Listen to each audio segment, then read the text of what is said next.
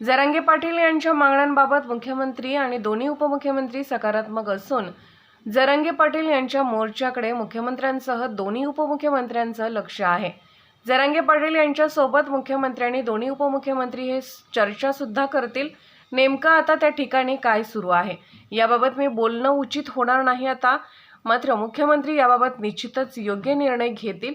जरांगे पाटील यांनी मुख्यमंत्री व दोन्ही उपमुख्यमंत्री यांच्याशी चर्चा करावी असं आवाहन केलं आहे। तसेच जरांगे पाटील यांचा मोर्चा आता मुंबईच्या वेशीवर पोहोचला आहे। या ठिकाणी आपल्याला कल्पना असेल की जळगाव जिल्ह्याच्या या प्रजासत्ताक दिनानिमित्त केलेला जो कामांचा आलेख आहे किंवा राज्य सरकारने दिलेला जो कामाचा आढावा आहे तो भाषणाच्या रूपी या ठिकाणी देण्याचा प्रयत्न केला आहे।